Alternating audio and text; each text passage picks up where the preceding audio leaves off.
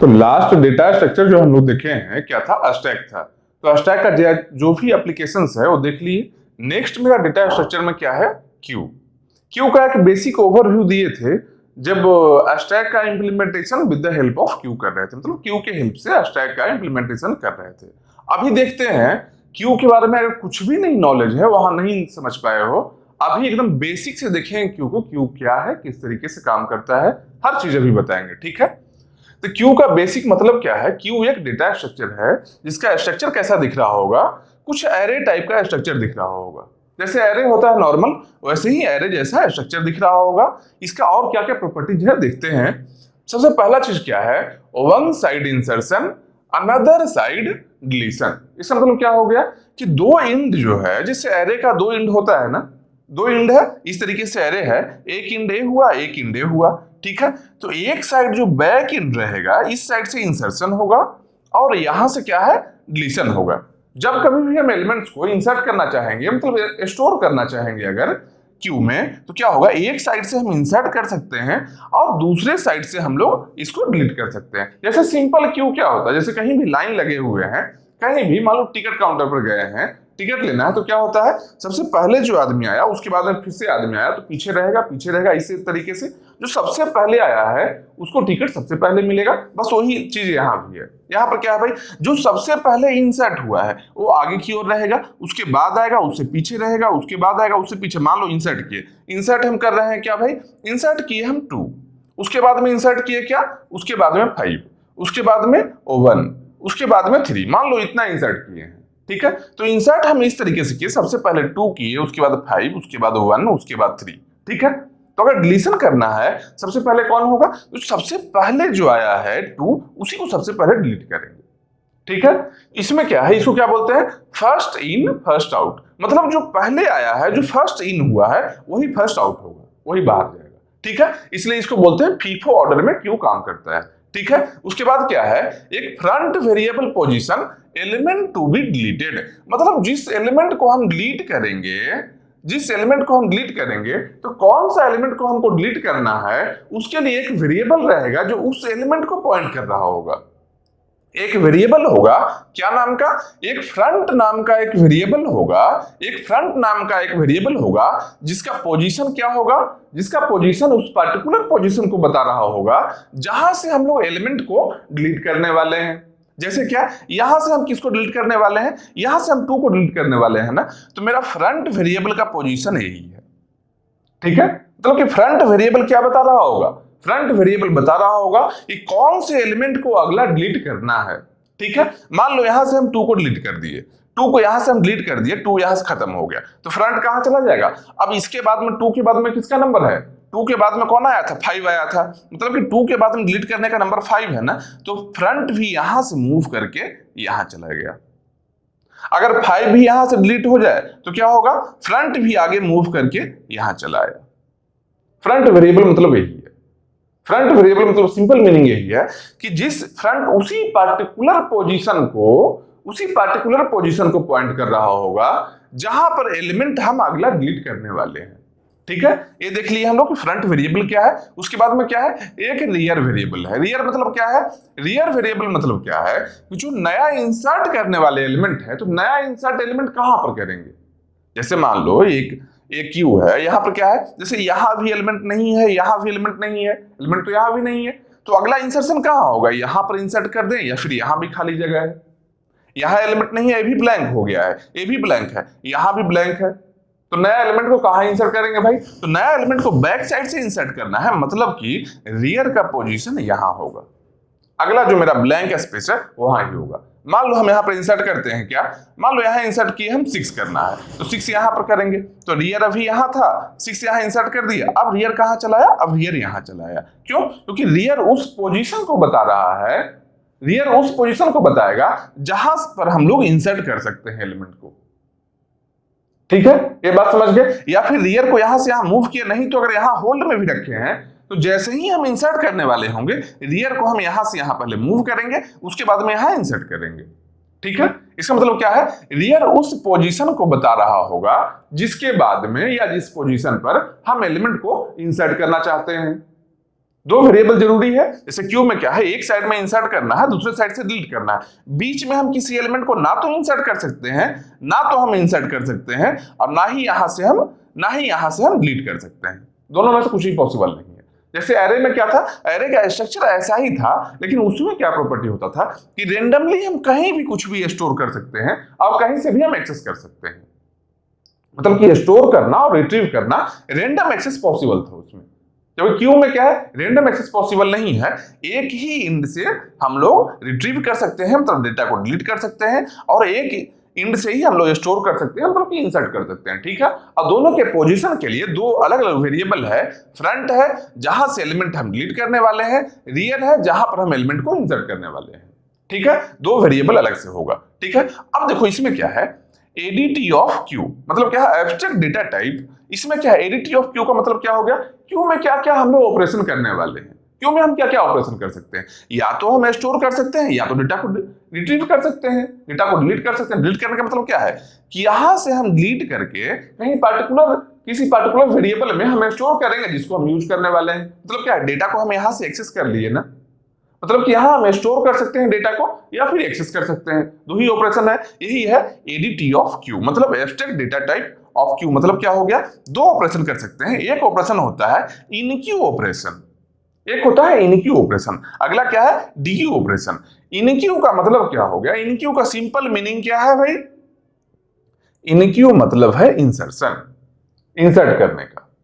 Insertion को हम यहां पर बोलते हैं क्या, इनक्यू ऑपरेशन।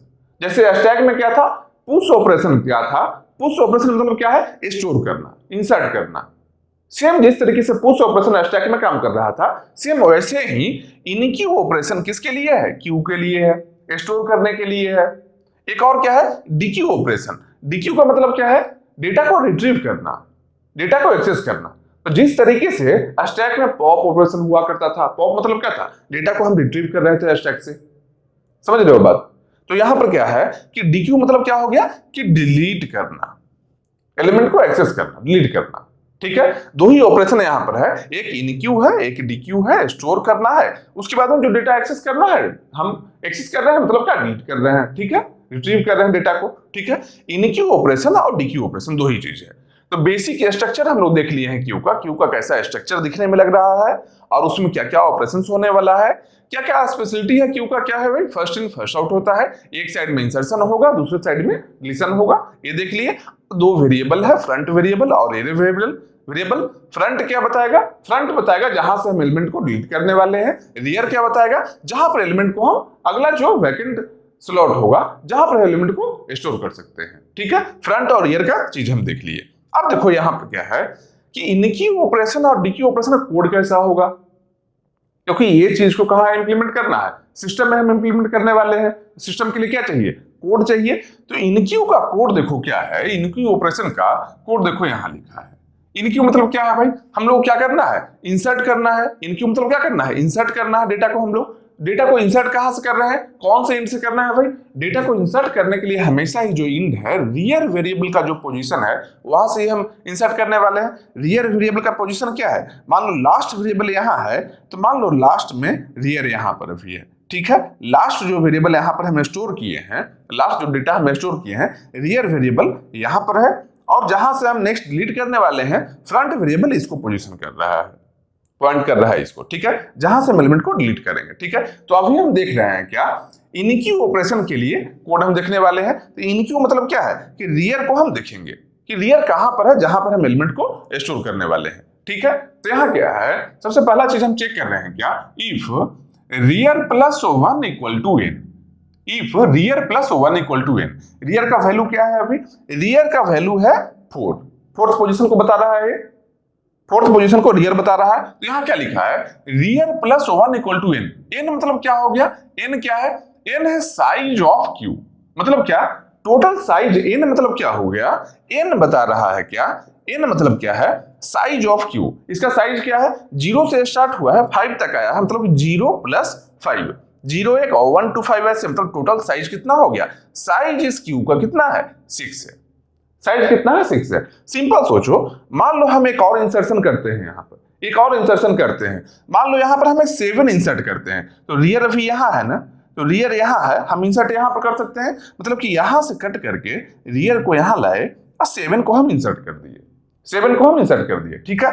अब देखो इस केस में क्या है, हम जब करेंगे rear plus 1 equal to n, हम कंपेयर करने वाले हैं रियर का वैल्यू क्या है, रियर का वैल्यू क्या है, आर का वैल्यू 5 है, फिफ्थ वाले पोजीशन में भी बता रहा है, ये पॉइंट कर रहा है, रियर का वैल्यू 5 है, 5 प्लस 1 करेंगे तो कितना होगा, 5 प्लस 1 6 हुआ, n का वैल्यू क्या है, n का वैल्यू भी 6 है, मतलब कि rear plus 1 equal to n हो रहा है ना, हम कंपेयर करना चाह रहे हैं कि n का वैल्यू क्या है 6 है, और रियर का वैल्यू जो है उसमें एक ऐड करने पर n हो रहा है या नहीं, हम यही कंपेयर करने जा रहे हैं, ठीक है। ये क्या है, डबल इक्वल मतलब क्या होता है, कंपेयर करना, कंपेरिजन है, ठीक है। सिंगल इक्वल मतलब क्या होता है, असाइनमेंट होता है, कहीं स्टोर करने वाले हम लोग होते हैं, ठीक है। तो यहां हम जो कंपेयर कर रहे हैं rear plus 1 equal to n, इस केस में क्या है, रियर का वैल्यू देखो 5 है, तो 5 प्लस 1 जैसे ही करेंगे क्या बन रहा है, 6 बन रहा है, n का वैल्यू क्या है, n का वैल्यू भी 6 है, मतलब क्या, रियर प्लस 1 6 के बराबर है।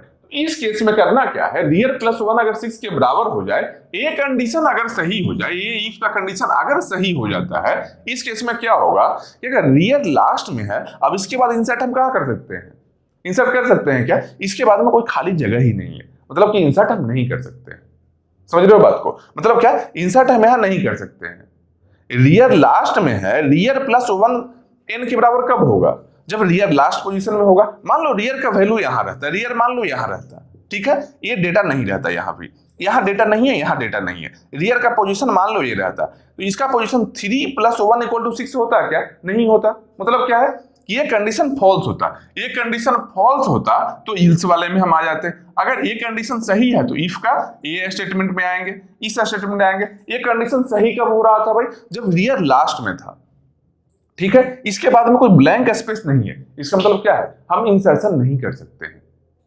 इंसर्शन हम नहीं कर सकते हैं क्योंकि इस एंड में खाली जगह नहीं है, ठीक है। रियर का पोजीशन अगर यहां है, ये क्या बता रहा है कि रियर प्लस 1 अगर n के बराबर हो रहा है, लास्ट रहेगा तभी n के बराबर होगा, इस केस में क्या है, हम नया इंसर्शन नहीं कर सकते, क्यों, क्योंकि खाली जगह ही नहीं है, जब खाली जगह नहीं है और हम इंसर्ट करने वाले हैं, उस केस में अगर ब्लैंक स्पेस नहीं है तो क्या प्रिंट होना चाहिए, क्यू ओवरफ्लो, मतलब क्या है, क्यू में स्पेस ही नहीं है, हम इंसर्ट करना चाह रहे हैं कुछ एलिमेंट को, लेकिन क्यू में स्पेस खाली नहीं है, रियर है जो लास्ट पोजीशन में है, रियर का पोजीशन है जो लास्ट पोजीशन में है, 5 में है, n का वैल्यू 6 है, रियर का वैल्यू 5 है, 5 प्लस 1 6 के बराबर हो रहा है, मतलब क्या है कि लास्ट पोजीशन में रियर है तो खाली जगह नहीं है कि एलिमेंट को हम स्टोर कर सकते हैं यहाँ पर। इस केस में क्या प्रिंट होगा, इस केस में प्रिंट होगा क्यू ओवरफ्लो, मतलब ओवरफ्लो होगा, जगह ही नहीं है, ठीक है, ओवरफ्लो प्रिंट होकर एग्जिट हो जाएगा यहाँ से। अगर ऐसा नहीं है, अगर ऐसा नहीं है, rear plus 1 equal to n नहीं है, जैसे क्या,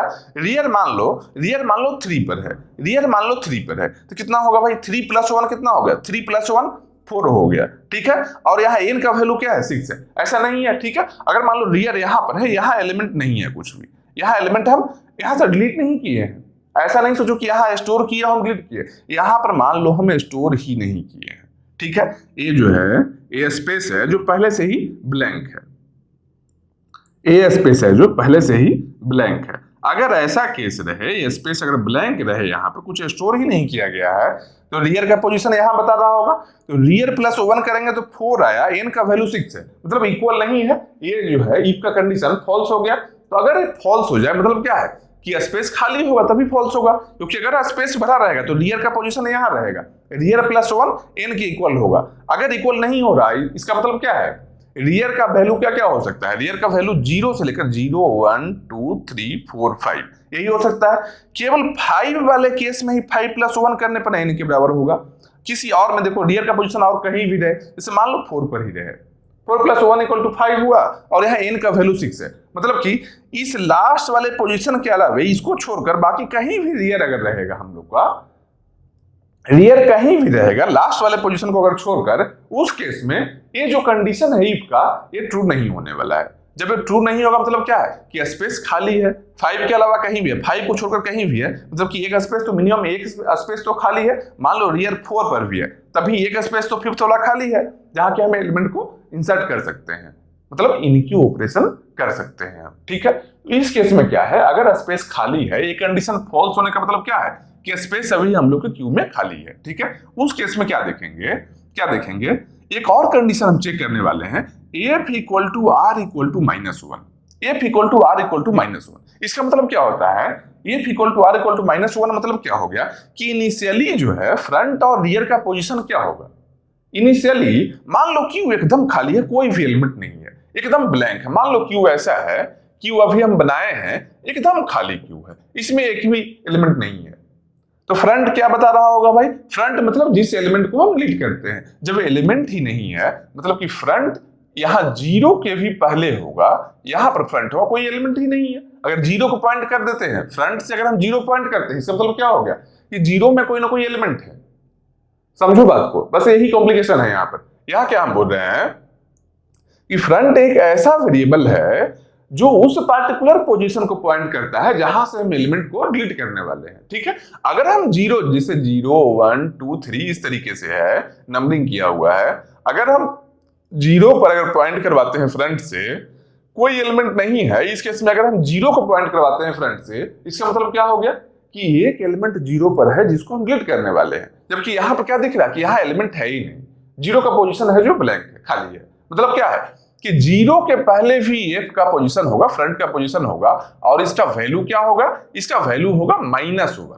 इसका वैल्यू क्या होगा, -1, मतलब जीरो से भी पहले है, कोई एलिमेंट है ही नहीं, ठीक है।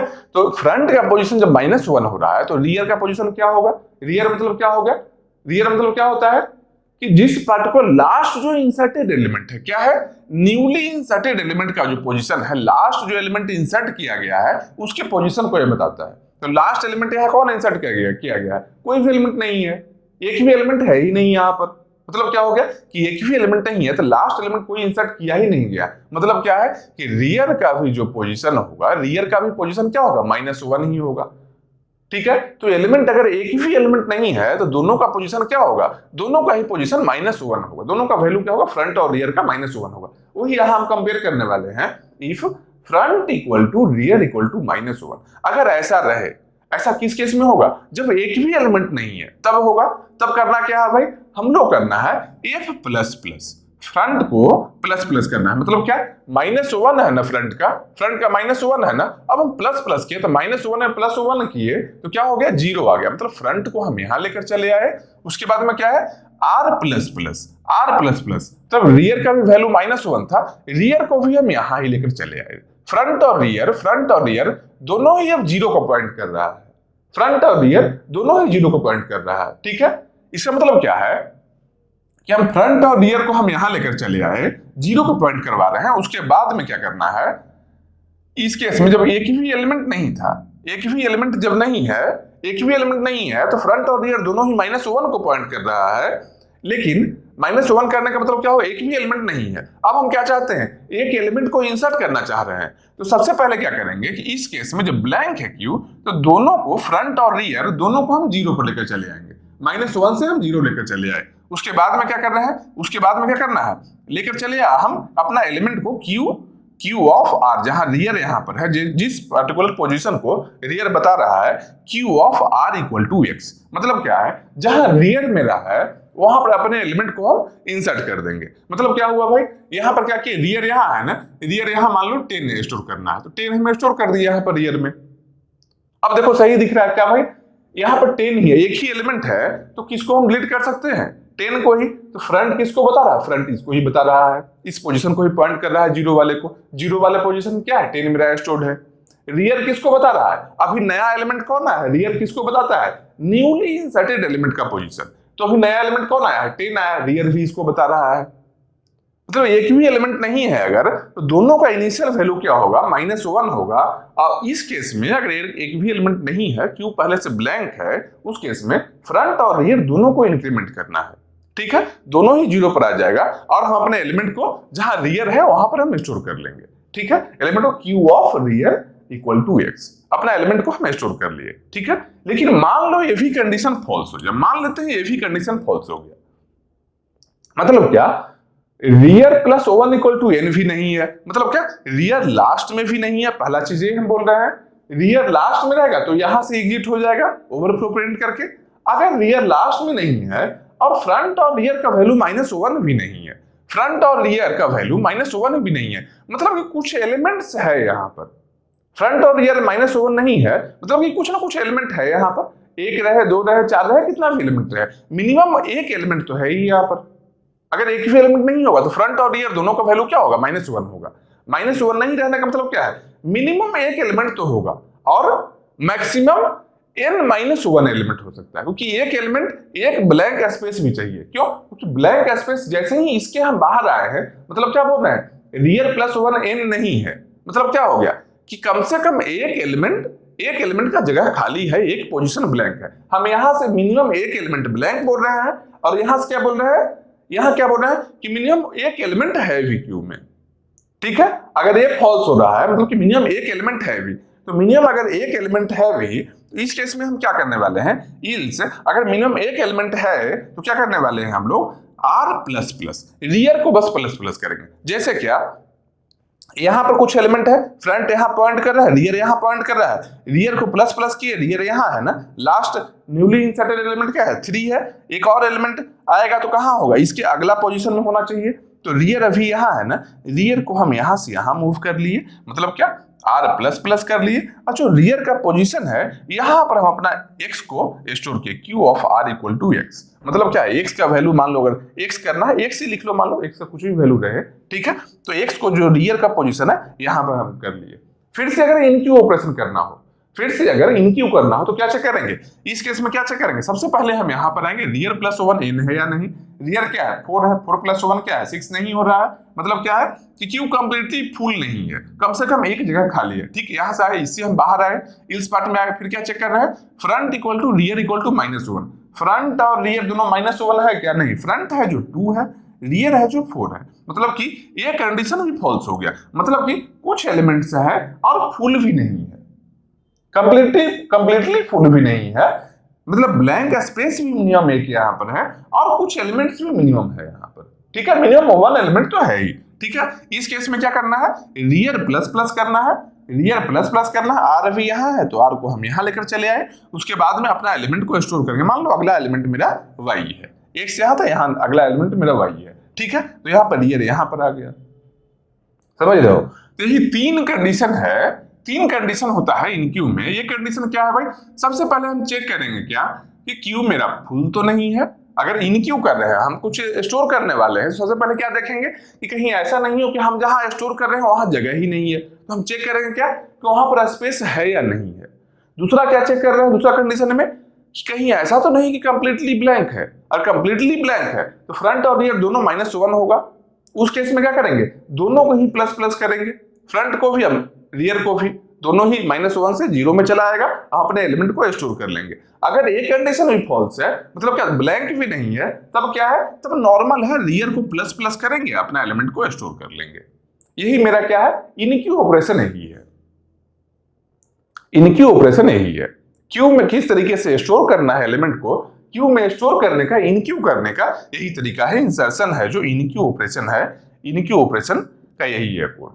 ठीक है, इसके बाद हम लोग आते हैं क्या, डीक्यू ऑपरेशन में। अब डीक्यू ऑपरेशन में क्या है, डीक्यू को मतलब क्या हो गया कि एलिमेंट को हम रिट्रीव करना चाह रहे हैं, हम एक्सेस करना चाह रहे हैं एलिमेंट को। ठीक है, जब स्टोर किए हैं यहाँ पर, एक सेकेंड, स्टोर किए हैं जब यहाँ पर, तो क्या है, स्टोर करने के बाद क्या है, हम एलिमेंट को रिट्रीव भी करना चाहेंगे। जब एलिमेंट को रिट्रीव करना चाहेंगे तो एलिमेंट्स कहां से हम रिट्रीव करते हैं, एलिमेंट्स रिट्रीव करने का, एलिमेंट को एक्सेस करने का तरीका क्या है, जहां पर फ्रंट का पोजीशन हो, जहां पर फ्रंट वेरिएबल का पोजीशन हो, वहां एलिमेंट टू बी डिलीटेड। जिस पर्टिकुलर पोजीशन को फ्रंट बता रहा होगा उसी एलिमेंट को हम डिलीट कर सकते हैं, यही है। ठीक है, तो डीक्यू में हम क्या देखते हैं, डीक्यू में इंट y, एक वेरिएबल हम y ले लेते हैं पहले से। ठीक है, ये y किस लिए है भाई, कि जो एलिमेंट हम यहां से एक्सेस करेंगे, जो एलिमेंट को हम यहां से डिलीट करेंगे, उस एलिमेंट को हम y में स्टोर कर लेंगे, फिर अपना जहां यूज करना है वहां यूज करेंगे। समझ लो बात को। तो एक वेरिएबल हम इंट y ले लिए, उसके बाद में क्या चेक कर रहे हैं, if front equal to rear equal to -1, ये किसके लिए था, अभी देखिए इनक्यू में हम लोग, ये front equal to rear equal to -1 क्या था, ये क्या था, इसका मतलब क्या था, फ्रंट और रियर -1 कब हो रहा था, फ्रंट और रियर -1 कब हो रहा था, जब क्यू ब्लैंक रहे, एक भी एलिमेंट नहीं रहे। हम क्या बोल रहे हैं, डीक्यू ऑपरेशन बोल रहे हैं, हम यहां से एलिमेंट को एक्सेस करना चाह रहे हैं, रिट्रीव करना चाह रहे हैं, तो सबसे पहले क्या देखेंगे कि हाँ एलिमेंट है या नहीं है। मान लो क्यू ही ब्लैंक रहे, अगर ब्लैंक रहेगा तो हम एक्सेस नहीं कर सकते हैं। जब एलिमेंट ही नहीं है तो हम यहाँ एलिमेंट्स कैसे ले सकते हैं? जब एक भी एलिमेंट नहीं है तो हम यहाँ से डिलीट कैसे कर सकते हैं? पॉसिबल नहीं है। डिलीट करने के लिए कम से कम एक एलिमेंट तो चाहिए। ठीक है, तो सबसे पहले हम वही कंडीशन चेकिंग कर रहे हैं इफ में, क्या है? Front equal to rear equal to -1। अगर -1 रहेगा मतलब क्या एक भी एलिमेंट नहीं है। अगर एलिमेंट नहीं है तो क्या प्रिंट करना है? Print F Q underflow. मतलब क्या भाई? क्यू में एक भी एलिमेंट नहीं है डिलीट करने के लिए। अंडरफ्लो प्रिंट करके एग्जिट हो गया है। लेकिन मान लो अगर ये सही नहीं है, ये गलत है, ये गलत है। ये कंडीशन इफ का अगर फॉल्स है, f equal to r equal to -1 नहीं है, इसका मतलब क्या हो गया? ये कंप्लीटली ब्लैंक तो नहीं है अभी। इसका मतलब क्या हो गया कि ब्लैंक नहीं है, मतलब यहां पर एलिमेंट्स है। अब एक एलिमेंट रहे, 10 एलिमेंट रहे, 50 एलिमेंट रहे, कितना भी एलिमेंट रहे, लेकिन जीरो नहीं है वैल्यू। कुछ ना कुछ एलिमेंट है यहां पर। ठीक है, इस केस में क्या है? इस केस में क्या है? जो फ्रंट का पोजीशन है क्यू ऑफ एफ में, वहां से डेटा को हम क्या करेंगे? वाई में स्टोर कर लेंगे। जो फ्रंट का पोजीशन है, फ्रंट का पोजीशन क्या है? अभी 2 को बता रहा है। 2 में डेटा क्या है? 1 डेटा है। मतलब क्या है? एक वेरिएबल हम वाई लेते हैं, वाई में क्या किए? फ्रंट में जो डेटा है 1 है ना, 1 को हम वाई में स्टोर कर लिए, 1 को हम वाई में स्टोर कर लिए यहां पर। ठीक है, उसके बाद में क्या है? If front equal to rear. अगर फ्रंट इक्वल टू रियर है मतलब क्या हो गया भाई? कि फ्रंट इक्वल टू रियर कब होता है? जब एक ही एलिमेंट होता है। फ्रंट भी उसी एलिमेंट को बता रहा है, रियर भी उसी एलिमेंट को बता रहा है। फ्रंट मतलब क्या है? जिस एलिमेंट को हम डिलीट कर सकते हैं। रियर मतलब क्या है? जो अभी अभी न्यूली इंसर्टेड एलिमेंट है, अभी अभी जो नया एलिमेंट आया है, उस एलिमेंट का पोजीशन को रियर बता रहा है। ठीक है, मतलब कि फ्रंट और रियर एक ही जगह है। जिस एलिमेंट को हम डिलीट करना चाहते हैं वो भी वही पोजीशन को बता रहा है, और जो नया एलिमेंट आया है वो भी उसी पोजीशन को बता रहा है। मतलब क्या है कि एक ही एलिमेंट है। समझ रहे हो बात को? सिंपल सोचो, यहां पर क्या है? फ्रंट और रियर एक जगह कब था? मान लो कुछ और इंसर्ट करते हैं। यहां पर हम 7 इंसर्ट कर दिए, 6 किए तो रियर अभी यहां चला आया। यहां से हम डिलीट किए तो फ्रंट यहां मूव कर गया, यहां से डिलीट किए फ्रंट यहां मूव कर गया। ठीक है, कोई जरूरी नहीं है कि फ्रंट और रियर 0 पर ही रहे। फ्रंट और रियर इक्वल होने का बिल्कुल ऐसा मतलब नहीं है कि दोनों का वैल्यू 0 रहे। नहीं, 0 के अलावा कुछ और भी वैल्यू हो सकता है। हो सकता है और भी एलिमेंट को हम इंसर्ट करें। यहां पर 1 किए, यहां 3 किए, रियर यहां से मूव करके रियर यहां चला आया है। फ्रंट यहां, फ्रंट से यहां डिलीट किए हैं, फिर से डिलीट किए, मान लो फ्रंट यहां। हो सकता है लास्ट पोजीशन में भी दोनों पॉइंट कर रहा हो। समझ रहे हो? फ्रंट और रियर इक्वल होने का बिल्कुल ऐसा मतलब नहीं है कि दोनों का वैल्यू 0 है, मतलब 0th पोजीशन को पॉइंट कर रहा है। ऐसा बिल्कुल भी नहीं है। फ्रंट और रियर कहीं भी इक्वल हो सकता है। मतलब क्या? रियर है, एलिमेंट आते जा रहा है, फ्रंट से एलिमेंट डिलीट होते जा रहा है, फ्रंट भी ऐसे प्लस प्लस मूव कर रहा है, रियर भी मूव कर रहा है। मान लो फ्रंट और रियर यहां पर इक्वल है। फ्रंट और रियर इक्वल का मतलब क्या है?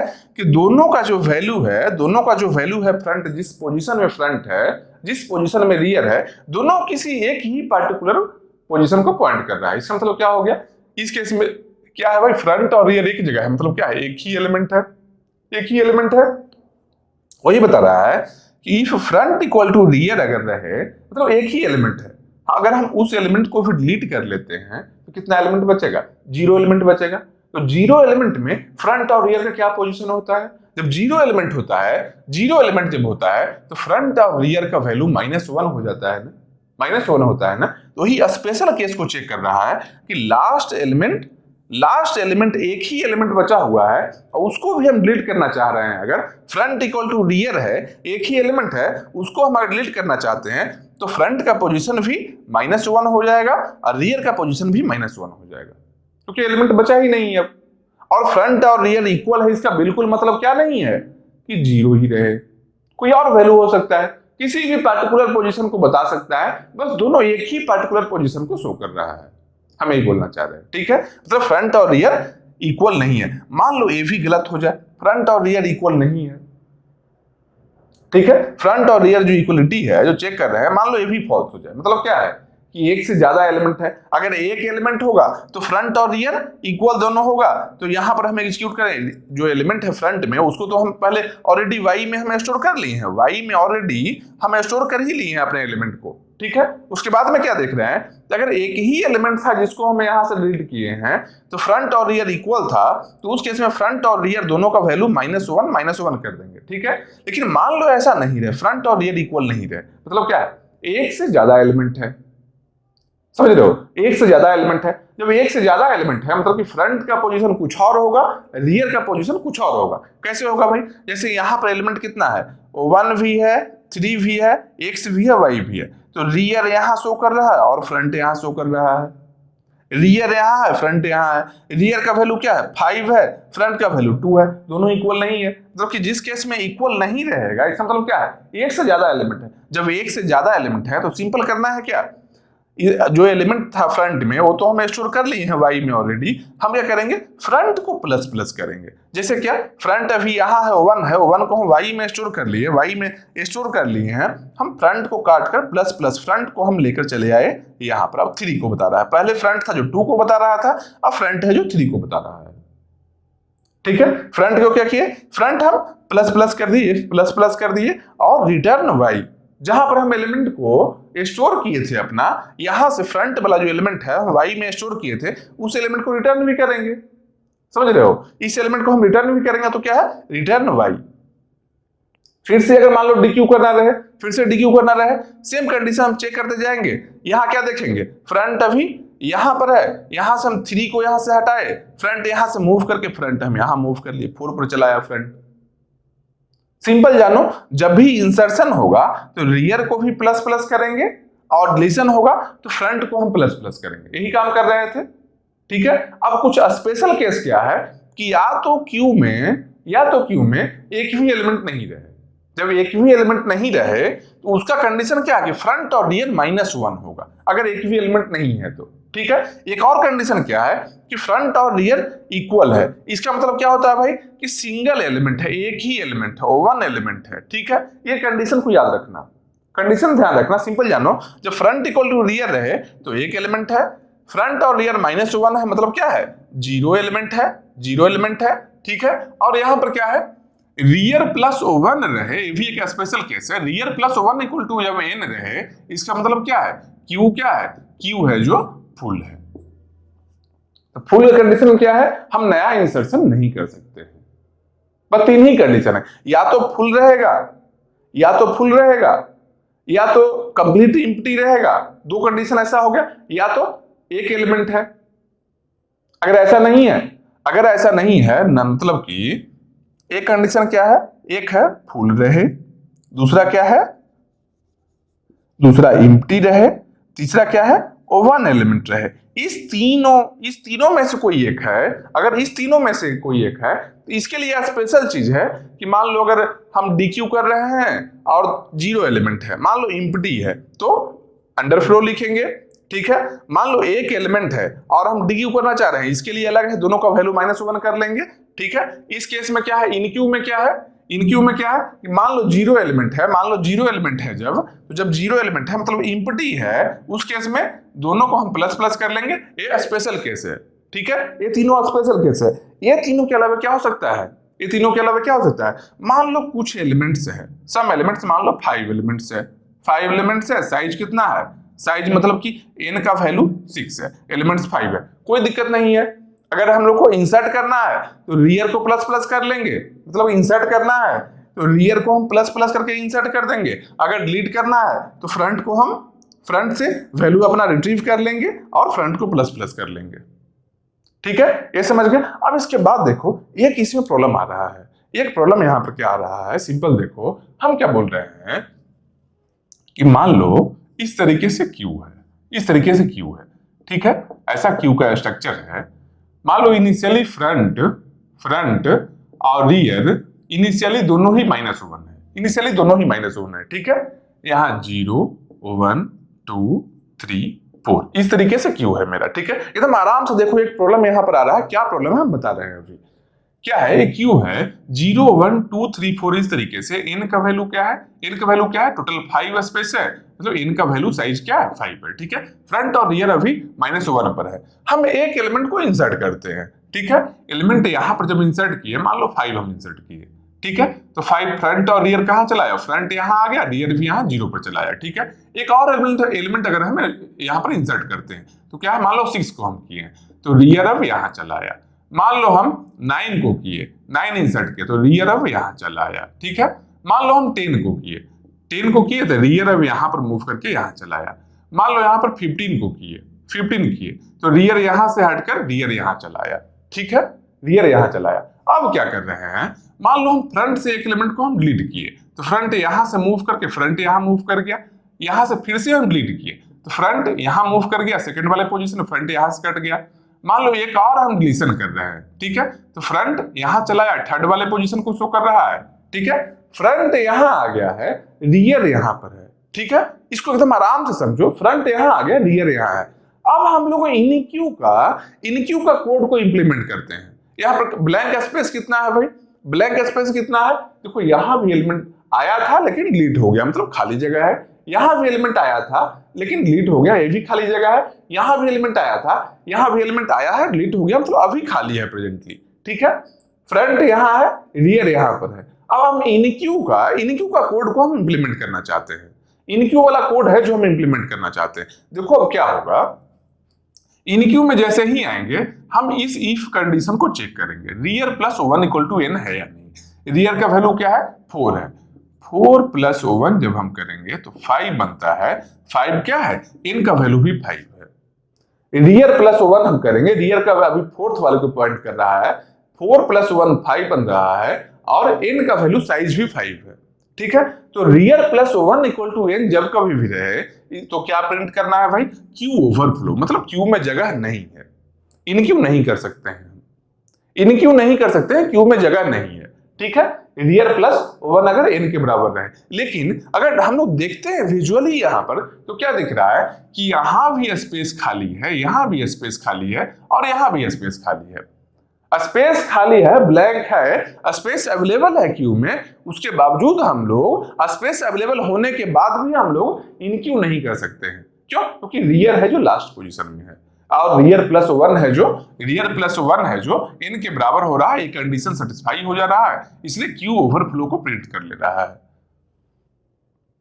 प्रॉब्लम समझ में आ रहा है, सिंपल क्या है, हम बोल रहे हैं क्या, क्यू में स्पेस अवेलेबल है, उसके बाद भी हम लोग जब रियर मेरा लास्ट पोजीशन में रहता है, लास्ट पोजीशन में रियर है और फ्रंट से बहुत सारा एलिमेंट डिलीट हो चुका है, यहां पर फ्रंट में यहां पर बहुत सारा स्पेस अवेलेबल है, इसके बाद भी हम इंसर्शन नहीं कर रहे हैं, इनक्यू नहीं कर पा रहे हैं, ये ड्रॉबैक है।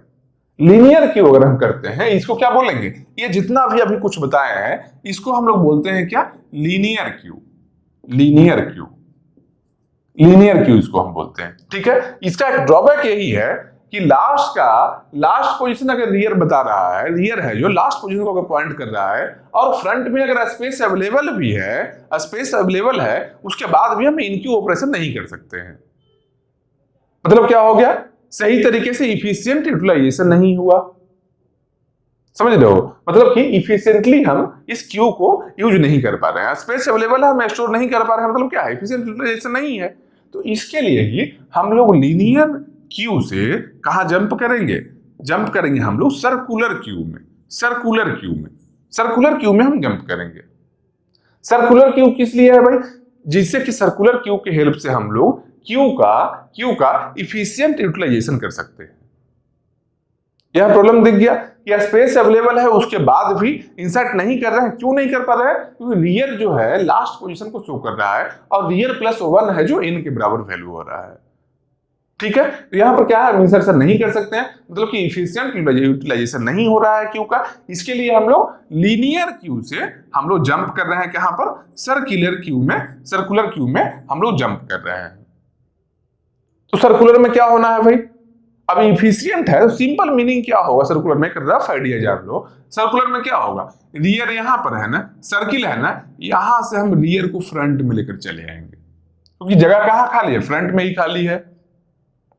तो रियर को लास्ट, सर्किल मतलब क्या होता है, सर्कुलर मतलब क्या है, लास्ट से फ्रंट हम चले आएंगे। अब रियर जैसे ही लास्ट से यहां चलाएगा, अगर फ्रंट मेरा यहां है, मतलब क्या होगा, रियर जब यहां चलाएगा तो अब तो यहां तो खाली जगह है, यहां पर क्या है, रियर का वैल्यू 0 है, 0 प्लस 1 इक्वल टू क्या हो गया, 1 हो गया, n का वैल्यू 5 है, मतलब कि यहां पर हम इंसर्ट कर सकते हैं, एक कंडीशन फॉल्स हो गया।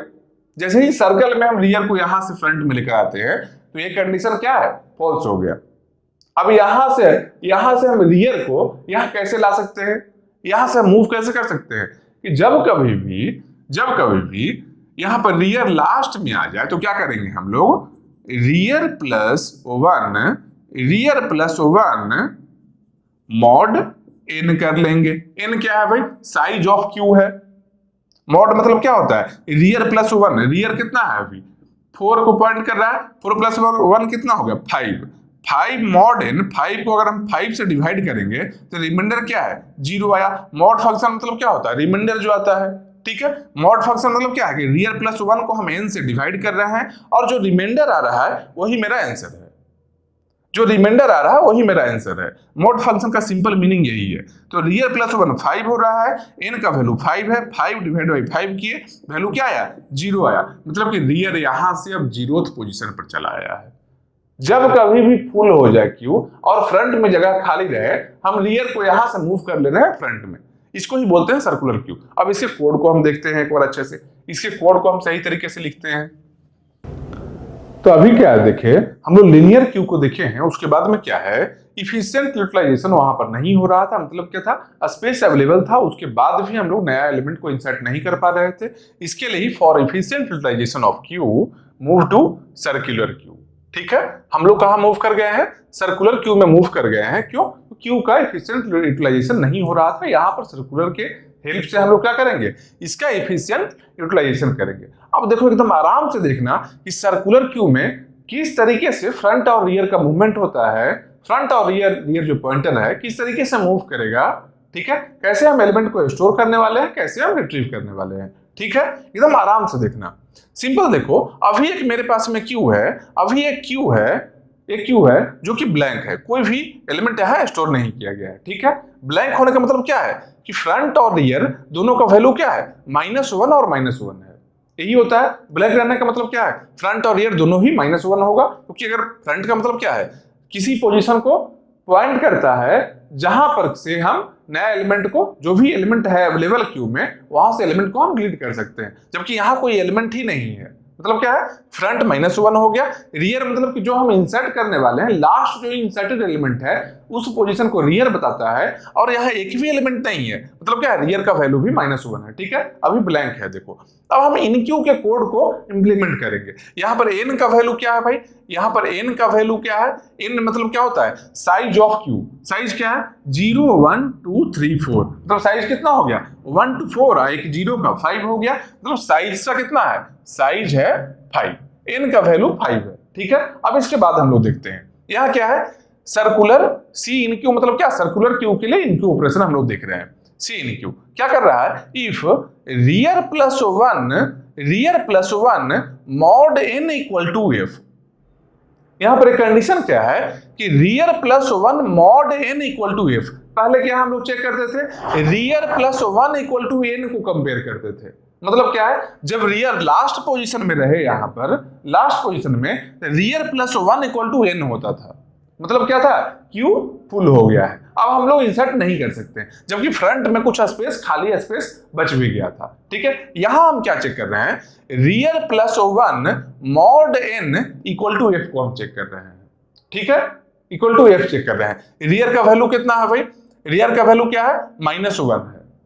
रियर का वैल्यू -1 अभी है, मतलब एक भी एलिमेंट है ही नहीं यहाँ पर। ये कंडीशन किसके लिए है, ये कंडीशन ओवरफ्लो के लिए है, कि फुल रहेगा तब ये कंडीशन है। ठीक है, मतलब क्या है, अभी तो -1 दोनों का ही है, मतलब कि अभी ब्लैंक है, क्यों ब्लैंक है, अभी सारा स्पेस अवेलेबल है। ठीक है, इस केस में क्या करेंगे, इल्स अगर रियर का वैल्यू -1 है, क्या रियर का वैल्यू -1 है ना, देखो यहाँ पर क्या है, रियर का वैल्यू -1 है, मतलब क्या हो गया, रियर का वैल्यू जब -1 रहे तो फ्रंट को भी प्लस प्लस करना है और रियर को भी प्लस प्लस करना है, फ्रंट और रियर दोनों को ही प्लस प्लस करना है। ठीक है, फ्रंट क्या है -1 है, रियर भी -1 है, दोनों में +1 करेंगे तो कहां चला जाएगा, फ्रंट यहाँ 0 आ गया और रियर भी यहाँ ही चला है, दोनों ही 0 पे पॉइंट कर रहा है। ठीक है, हम करेंगे क्या, हम लोग अपने एलिमेंट को रियर जहां पॉइंट कर रहा है वहां पर स्टोर कर लेंगे। ठीक है, रियर यहाँ पॉइंट कर रहा है, एलिमेंट मान लो मेरा 8 है, हम 8 को यहाँ स्टोर कर लिए, 8 को यहाँ स्टोर कर लिए। उसके बाद में क्या करेंगे, 8 को स्टोर किए, फिर से एक और इनक्यू हम करते हैं, मल्टीपल इनक्यू ऑपरेशन हम यहाँ करके देखते हैं।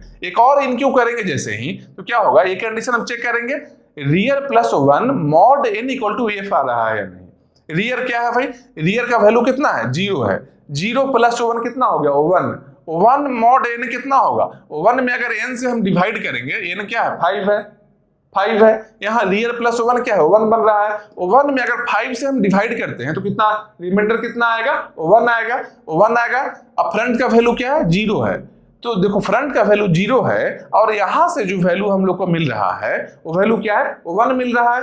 क्यों, क्योंकि रियल का वैल्यू 0 है, 0 प्लस 1 मॉड n का वैल्यू 5 है, 5 से हम डिवाइड कर रहे हैं, रिमाइंडर कितना आना है 1 आना है, 1 को जब हम 5 से डिवाइड करेंगे तो रिमाइंडर यहाँ से 1 मिल रहा है, यहाँ फ्रंट का वैल्यू 0 है, मतलब कि ये कंडीशन तो फॉल्स हो गया, ये कंडीशन फॉल्स हो गया, इससे बाहर हम चले आए, रियर इक्वल टू -1 है क्या, ये भी कंडीशन फॉल्स हो गया। इस पार्ट में हमारे यहाँ क्या है रियर इक्वल टू क्या करना है rear plus 1 mod n, rear plus 1 mod n, rear कितना है 0 है, प्लस 1 करना है, प्लस 1 कितना हो गया 0 प्लस 1 हो गया, 1 मॉड n कितना बन गया, एक को अगर 5 से हम डिवाइड करते तो रिमाइंडर कितना आया 1 आया, तो रियर में क्या स्टोर करना है, अब 1 को पॉइंट करेगा, रियर यहाँ है ना, अब रियर मेरा यहाँ चलाया, यहां से हटकर यहाँ चलाया, और क्या करना है क्यू ऑफ रियर, जहां रियर है वहां पर हम एक एलिमेंट को स्टोर करेंगे। मान लो अगला एलिमेंट मेरा 10 है, हम 10 को स्टोर कर दिए, ठीक है। सेम इस तरीके से जब आएंगे एक और एलिमेंट, अगर एक और इनक्यू हम करना चाहते हैं तो क्या करेंगे, यहां पर चेक करेंगे, ये कंडीशन फॉल्स होगा, क्यों, क्योंकि रियर का वैल्यू कितना है 1 है, 1 प्लस 1 कितना हुआ 2 मॉड n, जब 2 को हम डिवाइड कर रहे हैं 5 से, क्या होगा रिमाइंडर 2 ही आना है, फ्रंट का वैल्यू क्या है 0 है, 0 और 2 इक्वल नहीं है, ठीक है, यहां से हम बाहर चले आएंगे, रियर का वैल्यू -1 भी नहीं है, ये भी फॉल्स हो गया, हम यहां पर चले आए, rear equal to rear plus 1 mod n है, ठीक है, रियर का वैल्यू कितना है 1 है, अभी प्लस 1 क्या होगा 1 प्लस 1 2 हो गया, 2 मॉड n 2 ही रह गया, मतलब रियर अब यहां से मूव करके यहां चला आया है, ठीक है, यहां हम अपने एलिमेंट को स्टोर कर लेंगे, Q of rear equal to x, यहां मान लो हम 6 को स्टोर कर लिए, ठीक है। सेम इस तरीके से ही फिर से हम एक स्टोर करना चाहते हैं तो क्या करेंगे, यहां चेक करेंगे 2 प्लस 1 मॉड n कितना हो गया 3, यहां क्या है फ्रंट का वैल्यू क्या है 0 है, मतलब कि 3 और 0 इक्वल नहीं है, यहां से हम बाहर चले आए, रियर -1 भी नहीं है, रियर 2 है, -1 यहां भी फॉल्स हो गया, यहां आए rear plus 1 mod n, 2 plus 1 mod n अगर हम किए हैं, 2 प्लस 1 मॉड n किए, मतलब 3 मतलब कि रियर यहां चला आया है मूव करके, यहां पर मान लो हम लोग स्टोर कर रहे हैं 15, यहां में स्टोर किए 15, ठीक है, यहां पर स्टोर किए हैं 15, इसके बाद में क्या है 15 को हम स्टोर किए यहां पर, इसके बाद में फिर से हम स्टोर एक और इनक्यू करना चाहते हैं, एकदम आराम से देखो किस तरीके से बिहेव करेगा सर्कुलर क्यूब में, एक और इनक्यू करना चाहते हैं, क्या चेक करेंगे भाई, rear plus 1 mod n, rear का value 3 plus 1 mod n, mod 5, n का वैल्यू 5 है, ठीक है, 4 मॉड 5 कितना होता है 4 ही होगा,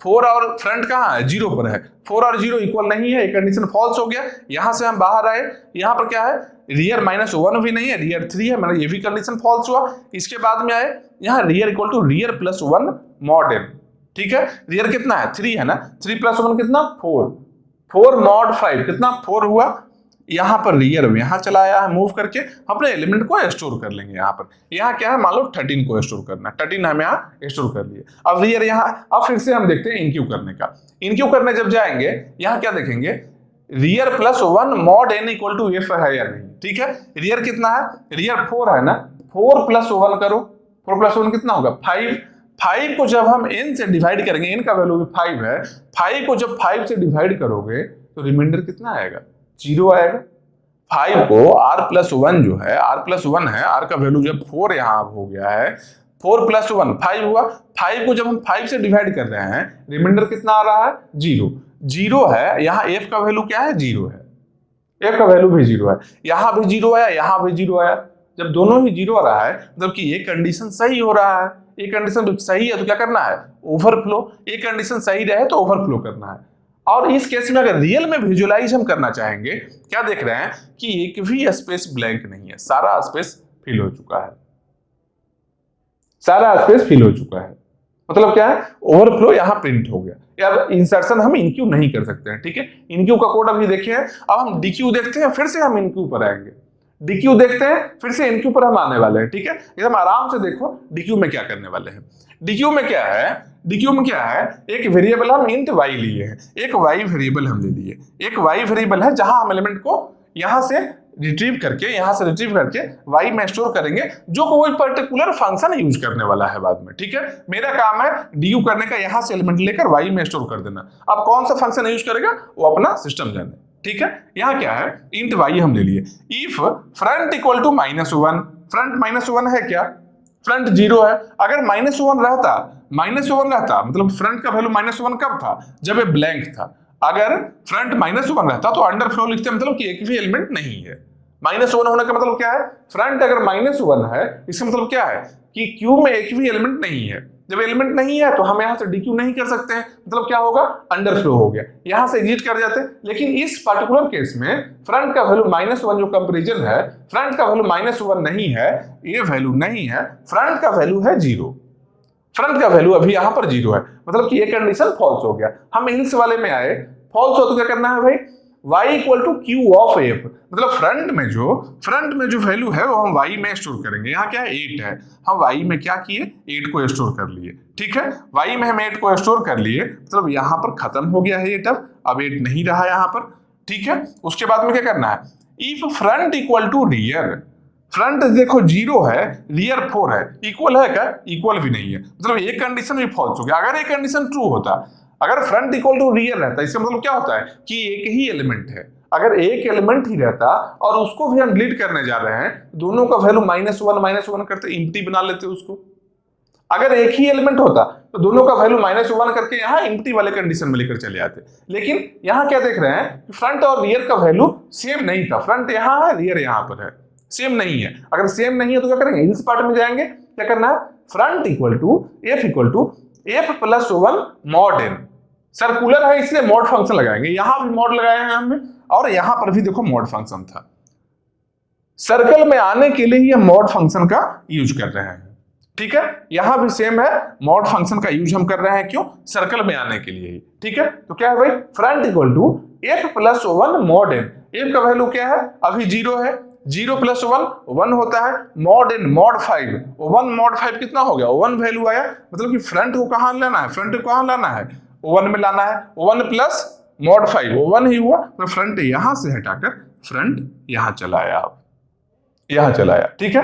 फिर अगर यहां से एलिमेंट हम डिलीट करते हैं, y का वैल्यू जहां है यूज होना है, यूज हो गया, फिर से एक नया वेरिएबल डीक्यू करना है, एक नया वेरिएबल फिर से हम y ही मान लो लिए, ठीक है। इसको हटा लिया, y भी खाली है मेरा, यहां आ गया। फिर से हम देख रहे हैं क्या, फ्रंट इक्वल टू -1 है क्या, नहीं है, यहां से हम बाहर आए, यहां देखिए क्या, y equal to Q of f, यहां वैल्यू क्या है, 10 है, 10 को यहां से लेकर हम y में स्टोर कर लिए 10 को, y में स्टोर कर लिए 10 को। उसके बाद में क्या है, if front equal to rear, front और रियर इक्वल है क्या, फ्रंट और रियर इक्वल नहीं है, ठीक है। यहां से भी बाहर आए, front equal to front plus 1 mod n, front plus 1 mod n, front अभी यहां पर है ना, फ्रंट यहां पर है ना, front plus 1 mod n, front 1 plus 1 कितना हो गया, 2 हो गया, 2 मॉड 5, 2 ही रह गया, 2 को जब 5 से हम डिवाइड करेंगे तो रिमाइंडर 2 ही आएगा, मतलब क्या, फ्रंट को यहां से मूव करके हम फ्रंट यहां पर लेकर चले आए, ठीक है। यहां पर हम डीक्यू ऑपरेशन कर लिए, ठीक है। अब उसके बाद में हम इनक्यू पर आते हैं, अब देखो यहां पर इंटरेस्टिंग खेल है। अब फिर से जब हम इनक्यू पर आएंगे तो क्या देखेंगे, इनक्यू में क्या कंडीशन चेक करना है, if rear plus 1 mod n equal to f, पहले क्या चेक करते थे हम लोग, पहले क्या चेक करते थे कि rear plus 1 equal to n है या नहीं। देखो उस केस में, लीनियर क्यू वाले केस में क्या है, रियर का वैल्यू कितना है, 4 है, 4 प्लस 1 5 हो गया, 5 और n बराबर हो गया, मतलब लीनियर क्यू अगर ये होता तब क्या है, अगर हम इनक्यू करने जाते अभी इस पर्टिकुलर सिचुएशन में, अगर हम इनक्यू करने जाते और लीनियर क्यू होता तो अभी मैसेज प्रिंट होता ओवरफ्लो। क्यों होता भाई, क्योंकि रियर प्लस 1 का वैल्यू 4 प्लस 1 का वैल्यू 5 हो रहा है और n का वैल्यू भी सेम है, n और रियर प्लस 1 का वैल्यू सेम हो रहा है, मतलब कि यहां पर क्या प्रिंट होता, यहां पर प्रिंट होना था ओवरफ्लो प्रिंट होना था, लेकिन सर्कुलर क्यू है।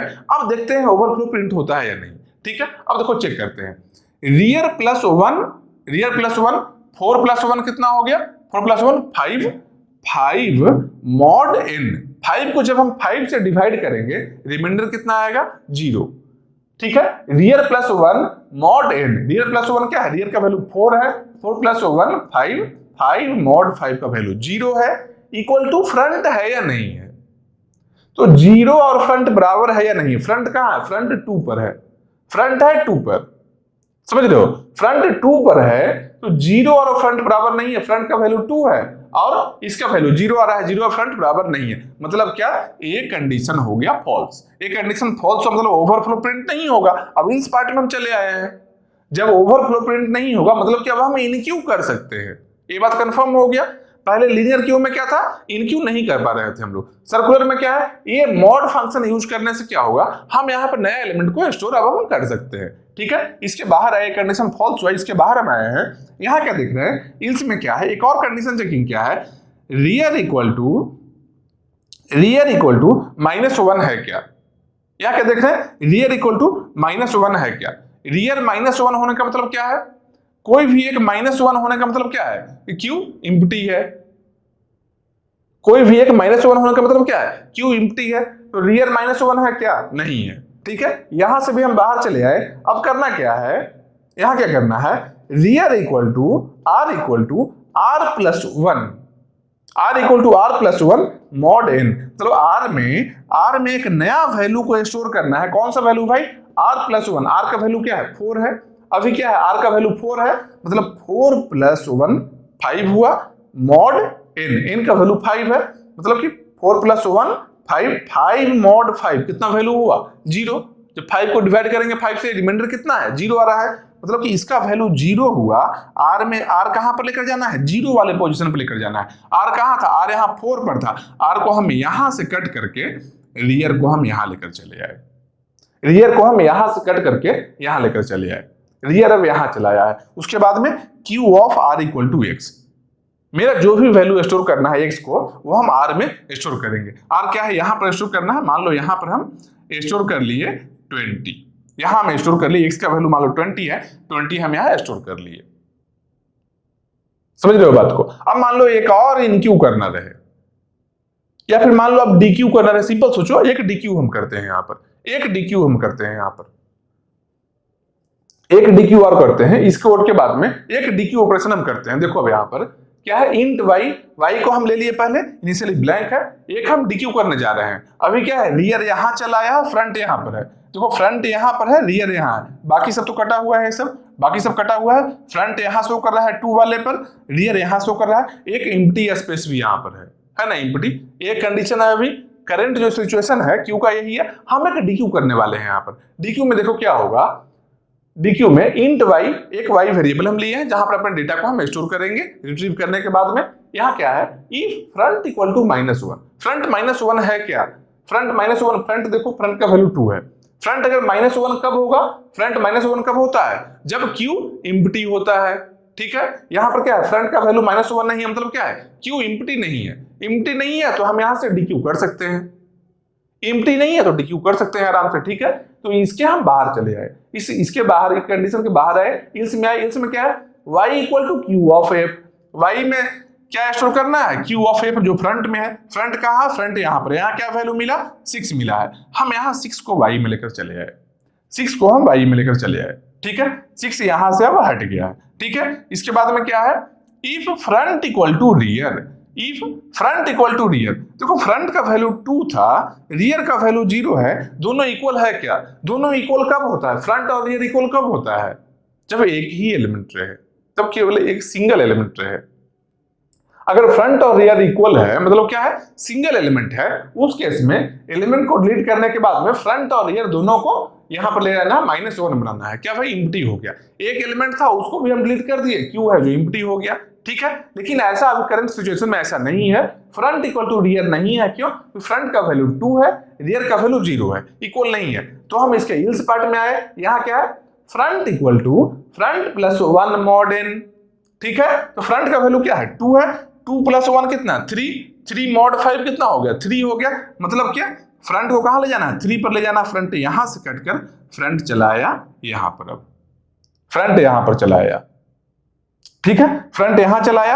उसके बाद में क्या है, रिटर्न y, जो y है इसको हम रिटर्न कर लेंगे। एक और डीक्यू करते हैं, एक और डीक्यू करते हैं, सेम ऐसे ही होगा, इफ फ्रंट इक्वल टू -1 नहीं है, यहां से बाहर चले आए, यहाँ पर क्या है y equal to Q of f, यहाँ पर क्या है y में एफ फ्रंट है, फ्रंट यहाँ पर 15 है, y में हम 15 को स्टोर कर लिए, y में हम 15 को स्टोर किए। उसके बाद में f इक्वल टू आर है क्या, नहीं f 3 है, r 0 है, इक्वल नहीं है, यहाँ से भी बाहर आए। Front equal to f plus 1 mod n, f plus 1 mod n, यहाँ पर क्या है f प्लस 1 जब मॉड n कर रहे हैं, क्या 3 प्लस 1 4, 4 डिवाइड बाई 5 कितना होगा, रिमाइंडर कितना है 4 आना है, मतलब कि फ्रंट को यहाँ से मूव करके हम फ्रंट को यहाँ मूव कर लिए, 15 यहाँ से यहाँ स्टोर किए थे, इसको हम हटा लिए, ठीक है। फ्रंट अब यहाँ चलाया। अब देखो इस सिचुएशन में देखो हम जो पहले जो क्यू लीनियर क्यू में क्या बोल रहे थे कि लीनियर क्यू का स्ट्रक्चर कुछ ऐसा है, स्ट्रक्चर कुछ इस तरीके से लीनियर क्यू का है, किसका है, लीनियर क्यू का है।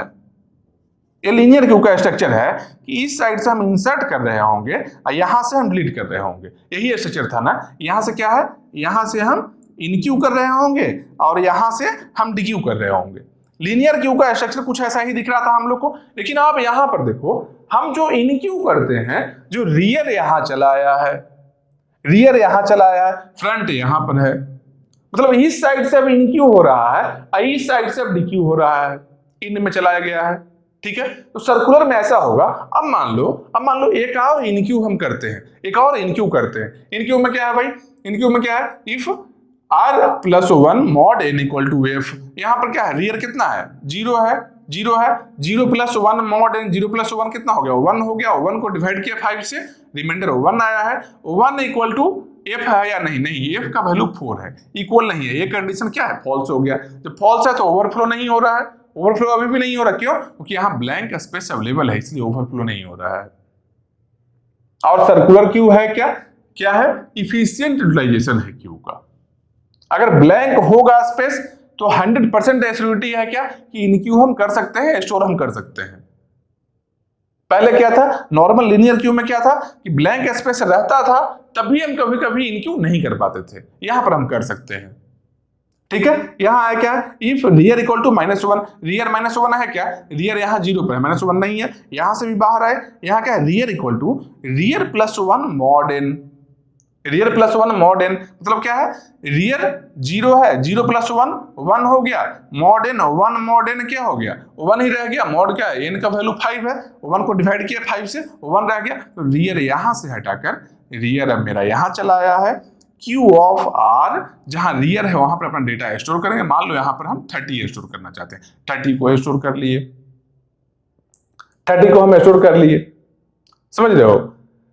अब क्या है, मान लो यहां पर फिर से हम एक और इंसर्शन करेंगे तो क्या होगा, रियर यहां से मूव करेगा, यहां मूव करेगा, यहां पर मान लो 25 करना, 25 कर लेंगे हम। रियर यहां से मूव करेगा, रियर यहां चला आया, यहां पर मान लो हम 35 हम स्टोर कर लेंगे, ठीक है, 35 हम स्टोर कर लिए। अब यहां से मान लो हमको डिलीट करना है, डीक्यू करना है, डीक्यू कहां से हो भाई, जहां फ्रंट है वहां से करना है, जहां फ्रंट है वहां से होगा, ठीक है। एक और डीक्यू देखो करके देखते हैं, यहां क्या है, फ्रंट इक्वल टू -1 है क्या, नहीं है, तो अंडरफ्लो नहीं है, ठीक है। इल्स में आए, इल्स में y में क्या है, ये फ्रंट वाले को हम स्टोर करेंगे, फ्रंट में क्या है 13 है ना, तो y में हम यहाँ पर 13 को स्टोर कर लिए, ठीक है। उसके बाद में क्या करना है, if front equal to rear, front देखो यहाँ 4 है, रियर 3 है, इक्वल नहीं है, मतलब क्या है, इल्स पार्ट में आएंगे, इल्स में क्या है, f equal to a plus 1 mod n, ठीक है। तो फ्रंट कितना है, 4 है, 4 प्लस 1 कितना हो गया, 5 हो गया, 5 मॉड n लेंगे, अगर 5 मॉड 5 लेंगे, वैल्यू कितना आ रहा है, 0 आ रहा है। मतलब क्या, हम इसको स्टोर कर लिए, फ्रंट को हम कहां पॉइंट करने वाले हैं, 4 प्लस 1 कितना है, 5, 5 मॉड 5 0, मतलब कि फ्रंट यहां से कटकर फ्रंट अब यहां चला आया, 0 को पॉइंट कर रहा है, फ्रंट अब यहां 0 को पॉइंट कर रहा है। अब अगला जो एलिमेंट डिलीट हुआ कहां से होगा भाई, यहां फ्रंट कट गया है तो फ्रंट से ही होना है, मतलब फ्रंट से। अब इस एलिमेंट को हम डिलीट करेंगे, देखो फ्रंट भी लास्ट से आगे की ओर मूव कर जा रहा है, इंड से आगे की ओर चला रहा है, और रियर भी आगे यहां से ऐसे मूव करता है, मतलब क्या, सर्कल में मूव कर रहा है। और इसी सर्कुलर मूवमेंट के वजह से क्या है, हम लोग इस पर्टिकुलर क्यू का यूटिलाइजेशन है जो इफिशिएंटली हम कर पा रहे हैं। मतलब क्या है, अगर स्पेस अवेलेबल है, कहीं भी स्पेस अवेलेबल है, तो हम इंसर्शन कर सकते हैं, इनक्यू ऑपरेशन कर सकते हैं। और डीक्यू में तो ऐसे भी कोई प्रॉब्लम नहीं था, डीक्यू में ऐसे भी कोई प्रॉब्लम नहीं था, ठीक है। तो किस तरीके से फ्रंट और रियर जो है वेरिएबल किस तरीके से मूव करेगा, किस तरीके से फ्रंट और रियर मूव करेगा सर्कुलर क्यू में, ये हम लोग अच्छे से देख लिए। ठीक है, अब सर्कुलर क्यू को हम देख लिए हैं, लीनियर क्यू और सर्कुलर क्यू को देख लिए हैं। अब इसमें कुछ वेरिएशंस है, कुछ और नॉर्मल वेरिएशन है। जनरली क्यू ऐसा ही होगा, जनरली क्यू क्या है, यही होगा, सर्कुलर क्यू जैसा ही होगा। कि कुछ और भी वेरिएशन है, उस वेरिएशन को भी हम देख लेते हैं। तो बेसिकली जो क्यू का स्ट्रक्चर होगा लीनियर क्यू होगा या फिर सर्कुलर क्यू होगा। ठीक है, लीनियर क्यू को ज्यादा बेटर बनाने के लिए, ज्यादा एफिशिएंट यूटिलाइजेशन करने के लिए हम लोग सर्कुलर क्यू में जाते हैं। और इसके अलावा कुछ और वेरिएशंस क्यू का क्या है इनपुट रेस्ट्रिक्टेड क्यू। मतलब क्या है, इनपुट में केवल रिस्ट्रिक्शन है। किस तरह का रिस्ट्रिक्शन है भाई, कि इनपुट केवल एक ही इंड से हो सकता है, केवल इस इंड से ही इनपुट हो सकता है, लेकिन आउटपुट फ्री है, दोनों ही साइड से हो सकता है। यहां से भी आउटपुट हो सकता है और यहां से भी आउटपुट हो सकता है। ठीक है, आउटपुट दोनों साइड से हो सकता है, दोनों इंड से हो सकता है, लेकिन इनपुट केवल एक ही इंड से हो सकता है। ठीक है, ये क्या है, इनपुट रेस्ट्रिक्टेड क्यू। यहां पर क्या होगा भाई, जब इनक्यू करना होगा तो एक ही साइड से होना है। तो क्या है, रियर को ऐसे मूव करेंगे, rear plus plus r plus plus, तो इनक्यू में क्या है, रियर प्लस प्लस होगा। और डीक्यू में क्या है, अगर हम फ्रंट से कर रहे हैं, अगर फ्रंट से हम डीक्यू कर रहे हैं, फ्रंट से अगर हम डिलीट कर रहे हैं, तो क्या है, फ्रंट ऐसे मूव करेगा, आगे की ओर मूव करेगा, फ्रंट आगे की ओर मूव करेगा। मतलब क्या है, फ्रंट एफ प्लस प्लस। अगर हम इस साइड से अगर आउटपुट ले रहे हैं, इस साइड से अगर हम डीक्यू कर रहे हैं, इस केस में क्या है, रियर इस साइड मान लो यहाँ है, इसको हम हटाए, रियर अभी यहाँ था, रियर अब यहाँ चला आएगा, रियर इससे रियर मान लो यहाँ था तो यहाँ चला आया, रियर बैक में मूव कर रहा है। ठीक है, मतलब क्या है, आर माइनस माइनस। अच्छा डीक्यू है ना, यहाँ पर क्या है, आर माइनस माइनस होगा। ठीक है, आर माइनस माइनस। इस तरीके से जो रियर है, रियर माइनस माइनस हो रहा है डीक्यू के लिए, और एक और डीक्यू में क्या फ्रंट से कर रहा है तो फ्रंट प्लस प्लस हो रहा है। ठीक है, तो डीक्यू का दो तरीका है, आउटपुट का दो तरीका है, एक इस साइड से भी कर सकते हैं और इस साइड से भी कर सकते हैं। इनपुट एक साइड से होगा, इसमें क्या है, इनपुट रिस्ट्रिक्टेड क्यू है। तो भाई यहां से बोलो, जब इस साइड से हम आउटपुट ले रहे होंगे, सिंपल सोचो, इनपुट हम ऐसे देंगे और आउटपुट हम ऐसे देंगे, तब तो मेरा क्यू का प्रॉपर्टी सही है, जो फर्स्ट आया होगा वही फर्स्ट में आउटपुट जा रहा है। लेकिन मान लो इनपुट हम इस साइड से दे रहे हैं और आउटपुट भी हम इसी साइड से दे रहे हैं, तो क्या होगा, जो लास्ट आया है वो पहले जा रहा है बाहर। मतलब क्या है, फर्स्ट इन फर्स्ट आउट का प्रॉपर्टी सेटिस्फाई नहीं हुआ।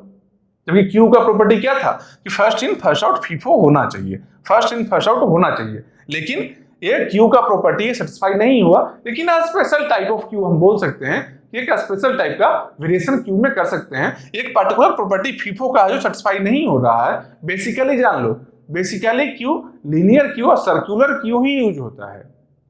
लेकिन क्यू का कुछ और वेरिएशन है, कुछ स्पेशल टाइप क्या है, कि दोनों साइड से ले रहे हैं। यहां पर अब इसका बेनिफिट क्या है, इसका बेनिफिट देखो क्या है, कि इसी क्यू को एक ही क्यू से अगर हम इस साइड से आउटपुट लेते हैं, क्यू जैसा बिहेव कर रहा है, अगर इस साइड से हम आउटपुट लेते हैं तो स्टैक जैसा बिहेव कर रहा है।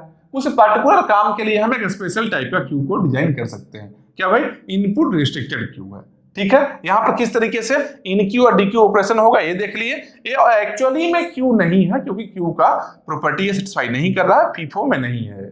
ठीक है, ये देख लिए हम लोग। इसके बाद में क्या है, एक है आउटपुट रेस्ट्रिक्टेड। इसके नाम से क्या लग रहा है, आउटपुट क्या, आउटपुट के लिए रिस्ट्रिक्शन है। मतलब क्या, आउटपुट केवल एक ही इंड से होगा, इनपुट दोनों ही इंड से होगा। ठीक है, तो आउटपुट केवल इस इंड से हो रहा है, इनपुट क्या है, इस इंड से भी हो रहा है और इस इंड से भी हो रहा है। ठीक है, तो यहाँ पर इन क्यू के लिए क्या है, जब इनपुट इस तरीके से आ रहा होगा, इनपुट अगर इस तरीके से आ रहा, इस साइड से आ रहा होगा, तो फ्रंट को माइनस माइनस करेंगे। ठीक है, क्योंकि आउटपुट के लिए फ्रंट को प्लस प्लस करते हैं, तो माइनस में से मान लो फ्रंट यहां से मूव करके फ्रंट यहां पर अभी चला आया है। ठीक है, और मान लो हम इनपुट कर रहे हैं, तो फ्रंट यहां भरेगा, यहां खाली जगह है, यहां भरा तो फ्रंट को माइनस माइनस किए, फ्रंट यहां से मूव किया, बैक में मूव कर रहा है यहां पर, तो क्या है, फ्रंट माइनस माइनस हो गया। इन क्यू अगर हम इस साइड से कर रहे हैं तो रियर प्लस प्लस में, आर प्लस प्लस में कोई दिक्कत है नहीं। ठीक है, इनपुट इस साइड से देना है। अगर डीक्यू करना है तो डीक्यू में भाई एफ प्लस प्लस हमेशा ही पहले भी हो रहा था, तो एफ प्लस प्लस हो गया। यहाँ पे क्या है, फर्स्ट इन फर्स्ट आउट नहीं हो रहा है। ठीक है, क्यों, इनपुट इस साइड से देंगे, आउटपुट यहां से लेंगे, तब तो फीफो हो जाएगा सही से। लेकिन मान लो इनपुट इस साइड से किए, आउटपुट भी यहां से ले लिए, ये स्टैक जैसा हो गया। जो पहले आया है जो लास्ट में आया है जो पहले जा रहा है, मतलब लास्ट इन फर्स्ट आउट। ठीक है, तो यहां पर क्या है, एक स्पेशल टाइप ऑफ क्यू है जो एक्चुअल में क्यू नहीं है। क्यों नहीं है? क्योंकि ये प्रॉपर्टी सेटिस्फाई नहीं हो रहा, फीफो सेटिस्फाई नहीं हो रहा है। लेकिन इस तरह का क्यू हम अपने पार्टिकुलर कोई काम के लिए हम डिजाइन कर सकते हैं, क्या, आउटपुट रेस्ट्रिक्टेड। सेम ऐसा ही एक क्या है, एक है डबल इंडेड क्यू है, एक डबल इंडेड क्यू है। यहां पर क्या है, दोनों साइड से इनपुट भी जा सकता है, दोनों साइड से आउटपुट भी आ सकता है। ठीक है, यहाँ क्या है, यहां से भी इनपुट कर सकते हैं, यहां से आउटपुट ले सकते हैं, यहां से इनपुट कर सकते हैं, यहां से आउटपुट ले सकते हैं। मतलब क्या, इनक्यू के लिए दो रास्ता है। इनक्यू हम यहां से करेंगे, हम यहां से इनक्यू करेंगे तो फ्रंट को माइनस माइनस करेंगे, अगर यहां से हम इनक्यू करेंगे तो रियर को प्लस प्लस करेंगे। डीक्यू में क्या है, अगर यहां से हम डीक्यू कर रहे होंगे, यहां से अगर डीक्यू कर रहे होंगे तो क्या है, फ्रंट को प्लस प्लस करेंगे, अगर यहां से हम डीक्यू कर रहे होंगे तो रियर को माइनस माइनस करेंगे। ठीक है, ये भी क्या है, फीफो सेटिस्फाई नहीं हो रहा, फर्स्ट इन फर्स्ट आउट है जो सेटिस्फाई नहीं हो रहा है। एक और टाइप ऑफ क्यू होता है, एक और क्यू को क्या होता है, priority queue. Priority queue, priority queue का मतलब क्या है, प्रायोरिटी क्यू का मतलब क्या है कि मान लो हम जो पर्टिकुलर क्यू में क्यू अगर है, इसमें क्या है, प्रायोरिटी क्यू का मतलब क्या है, किसी पार्टिकुलर एलिमेंट को हम प्रायोरिटी दे रहे हैं। मान लो बहुत सारा एलिमेंट है, मान लो 10 है, 5 है, 2 है, 12 है, इस तरीके से एलिमेंट है। हम क्या प्रायोरिटी देना चाहते हैं कि जो मिनिमम एलिमेंट है वो हम जैसे ही हम डिलीट करें यहां से, तो मेरा मिनिमम एलिमेंट मेरे पास में आ जाए। इसका मतलब क्या हो गया, मिनिमम एलिमेंट बार बार मिल रहा है, मिनिमम फिर उसके बाद अगला मिनिमम, फिर उसके बाद अगला मिनिमम। मतलब क्या है, असेंडिंग ऑर्डर में बोल सकते हैं इसको हम। इसको क्या बोल सकते हैं कि असेंडिंग ऑर्डर में, समझ रहे हो, असेंडिंग ऑर्डर में क्या होता है, इस तरीके से होता है ना, 2 3 4 5 6, मतलब क्या है, पहला मिनिमम, दूसरा मिनिमम, तीसरा मिनिमम, चौथा मिनिमम, पांचवा मिनिमम। ठीक है, तो प्रायोरिटी क्यू में क्या है, किसी पर्टिकुलर एलिमेंट के लिए हम प्रायोरिटी डिसाइड कर सकते हैं कि मिनिमम लेना है, हो सकता है मैक्सिमम लेना रहे, मैक्सिमम भी लेना रहे, हो सकता है। तो क्या है, मैक्सिमम में क्या है, सबसे पहले 12 आएगा, फिर उसके बाद 10 आएगा, फिर 5 आएगा, फिर 2 आएगा। तो बोलो ये किस तरीके से होगा भाई, प्रायोरिटी क्यू काम कैसे करेगा, जब मिनिमम लेना है और मैक्सिमम लेना है तो काम कैसे कर रहा होगा। इसका दो ही तरीका हो सकता है, या तो हम यहां पर इंसर्ट करते टाइम में, इनक्यू करते टाइम में इस तरीके से इंसर्ट हम कर रहे हैं कि ये सॉर्टेड है, इस तरीके से हम इंसर्शन कर रहे हैं कि सॉर्टेड बन जा रहा है बार बार, या तो हम डीक्यू करने टाइम में कंपेयर करके डीक्यू कर रहे हैं। सबसे हम पहले जैसे मैक्सिमम चाहिए, अगर हम लोग को मान लो मैक्सिमम चाहिए, ये दोनों कंपेयर किए मैक्सिमम कौन है, फिर ये दोनों कंपेयर किए मैक्सिमम कौन है, फिर ये दोनों कंपेयर किए मैक्सिमम कौन है, 12 है, तो 12 को हम एक्सेस किए। समझ रहे हो बात को, ठीक है। सेम वैसे ही मान लो मिनिमम चाहिए हम लोग को, ये दोनों कंपेयर किए, ये दोनों कंपेयर किए, ये दोनों कंपेयर किए, मिनिमम 2 है, 2 को हम यहां से डीक्यू कर रहे हैं, तो मिनिमम और मैक्सिमम चाहिए, उसके अकॉर्डिंग प्रायोरिटी हम डिसाइड कर रहे हैं। तो प्रायोरिटी क्यू का वेरिएशन क्या है इसमें, कि या तो हम स्टोर करते टाइम में हम सॉर्टेड बना लें, मतलब क्या, इनक्यू करते टाइम में ही सॉर्टिंग कर ले इसका हम, तब क्या है, यहां पर पहला पोजीशन में मिनिमम होगा, फिर उसके बाद में सेकंड मिनिमम यहां पर रहेगा, थर्ड मिनिमम यहां पर रहेगा। अगर मिनिमम का हम असेंडिंग ऑर्डर का बात कर रहे हैं, तब डिसेंडिंग ऑर्डर है, सेम वही चीज है, यहां मैक्सिमम, सेकंड मैक्सिमम यहां पर, थर्ड मैक्सिमम यहां पर। ठीक है, तो प्रायोरिटी क्यू किस तरीके से काम करेगा, हम लोग प्रायोरिटी क्यू को फिर से देखते हैं एक बार अच्छे से।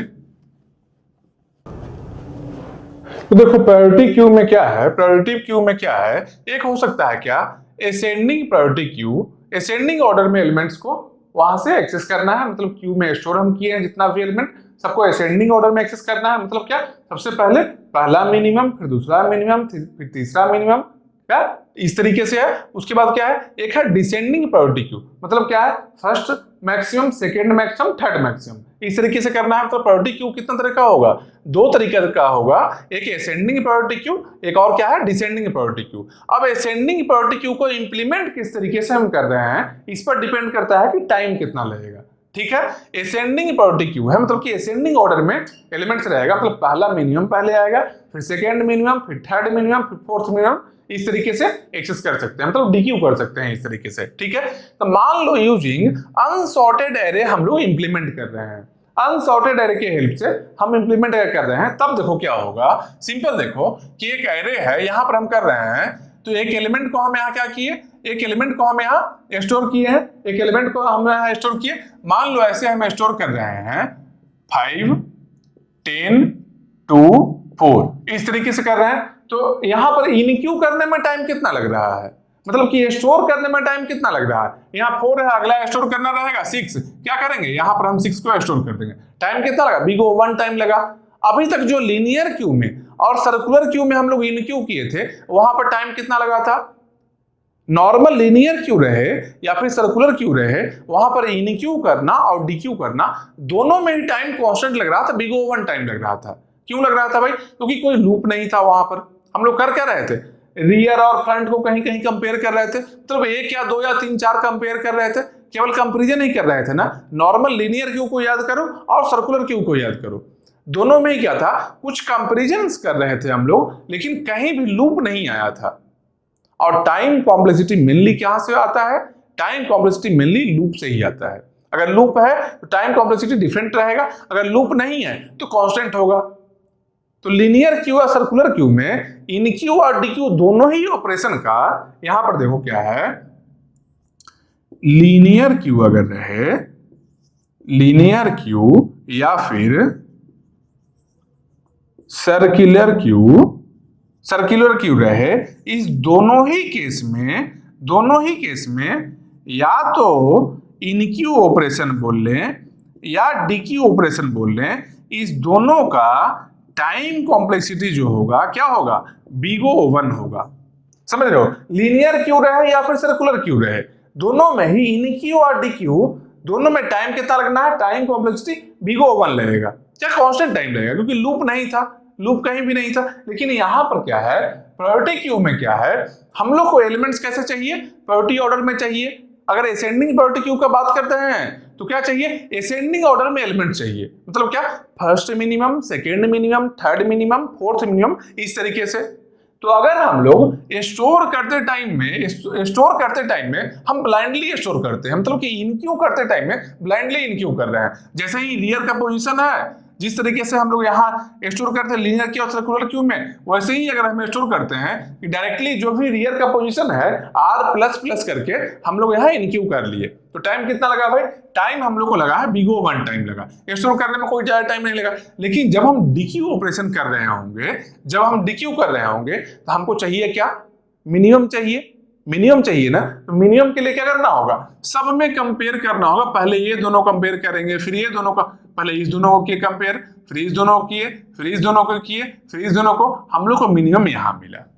ठीक है, मिनिमम यहां मिला। ऐसा नहीं है कि यहाँ 2 मिल गया तो आगे नहीं करेंगे। अरे विजुअली हम देख रहे हैं कि 2 यहां पर है, विजुअली हम 2 को यहां देख रहे हैं, लेकिन सिस्टम को क्या पता, हो सकता है 2 से भी छोटा एलिमेंट आगे में हो। इसलिए इन तक सभी जितना भी एलिमेंट है, सब एलिमेंट को जाकर कंपेयर करेगा एक बार, उसके अमॉन्ग में जो मिनिमम है उस मिनिमम को लेगा। ठीक है, मतलब क्या है, अगर यहां से इसको एक्सेस करना है, डिक्यू करना है, तो इस वाले एलिमेंट से 2 को लेके चला आया यहां पर और 5 को यहां स्टोर कर लिया। अब 2 को यहां से डिक्यू कर लिया, तो टाइम कितना लगा, एक यहां पर स्वैप ऑपरेशन हो रहा है और कंपैरिजन कितना है, n-1 टाइम है। इस दोनों को किए, तो n-1 कंपैरिजन के बाद में एक एलिमेंट को डिक्यू कर रहा है। मतलब क्या है, डिक्यू में टाइम कितना लगा है, डिक्यू में time big O n time लग गया। समझ रहे हो, इसमें क्या है, एक कब लगेगा, जब अनसॉर्टेड एरे के हेल्प से हम प्रायोरिटी क्यू को इंप्लीमेंट कर रहे हैं। अनसॉर्टेड एरे मतलब कि स्टोर करते टाइम में हम कुछ नहीं देखे हैं, ब्लाइंडली स्टोर कर लिए। एक और तरीका क्या है कि हम स्टोर करते टाइम में ही प्रिकॉशन ले लें, मतलब क्या है, using sorted array. Sorted array में क्या करना है कि मान लो एक एरे है यहाँ पर, क्यू का स्ट्रक्चर कैसा होता है, एरे जैसा ही है, फ्रंट और रियर एक वेरिएबल वहां पर होता है क्यू में, और एरे में नहीं होता, यही तो होता है। ठीक है, तो यहां पर क्या है, जब हम इंसर्शन कर रहे थे, जब हम इनक्यू कर रहे थे, वहां पर ही हम लोग इंसर्शन सॉर्ट कर ले। अब बोलो इंसर्शन सॉर्ट क्या होता है, वो सॉर्टिंग टेक्निक में बताया हुआ है। सॉर्टिंग टेक्निक जो हम बताए हैं एल्गोरिथम में, वहां पर इंसर्शन सॉर्ट को अच्छे तरीके से बताया है। सिंपल जान लो इंसर्शन सॉर्ट होता क्या है। मान लो एक एलिमेंट आया 5 हम यहाँ किए, 1 आया, 1 यहाँ पर लाते हैं हम लोग, तो 1 यहाँ नहीं लाकर यहाँ 1 हम कंपेयर करेंगे। O1 यहाँ लाए, इस दोनों को कंपेयर करेंगे, O1 क्या है, स्मॉलर है ना, तो 1 को यहाँ लेकर चले आएंगे, 5 को यहाँ लेकर चले आएंगे।